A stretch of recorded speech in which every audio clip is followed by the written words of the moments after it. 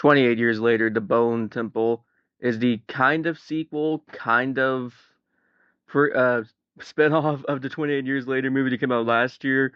And I really enjoyed that movie. I thought that one was kind of fun. There were some problems with it, but I liked it more than most people.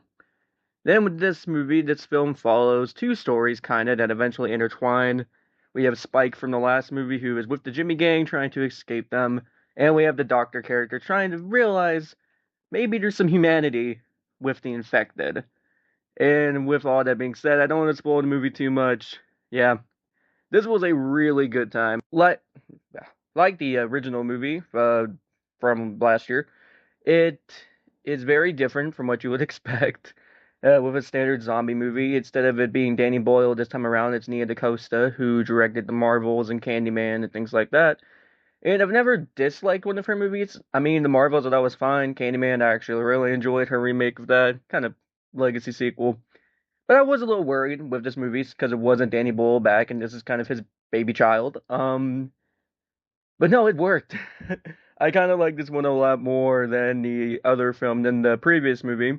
And while I really like that movie, this one is just much more my vibe. It is much more just balls out, just we're doing some shit, just deal with it at this point. And the funny thing is, when I saw the last movie, I was like, oh, well that's kind of weird for this franchise. I wasn't really expecting that, but okay, go off.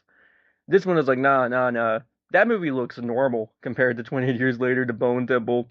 This movie is insane. It is a lot of fun, honestly, and it's really enjoyable to watch. The plot lines they got going on here is really compelling too. I mean, they're a little generic with Spike trying to escape the Jimmy Gang, and they're still doing their thing in this movie.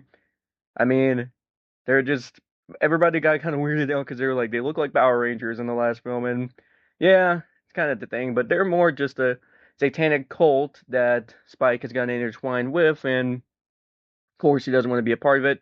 Or he might think, well, this might be the new normal around the world right now because the world is completely infected. So that makes sense. But then you have the story with the Doctor, which is the story I most enjoyed with Ralph Fiennes with him trying to realize if the infected are have a humane kind of attitude with them, if they're more human than not. I really enjoyed that side of the movie. That was really my kind of vibe with that. It wasn't like the most new thing in the world. Like zombie movies have done this before, but this one is good because he's doing this with an alpha, and you start to feel for this character. You don't feel for him; he's kind of way beyond belief. But this alpha you start to feel for throughout the movie, and the movie's just really, like I said, it's just a fun movie. The ending is insane. I love the ending to this movie. It goes off hard, and I really wish more movies would do something like this because it's really, really crazy. So by the end of the movie, I was like, yeah, this is a really good time. And while I liked the other movie before this, and the other two films I really liked as well, this one I just really vibed with.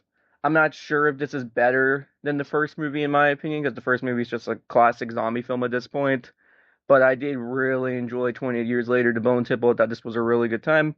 So I'm going to give 28 Years Later, The Bone Temple a 9 out of 10.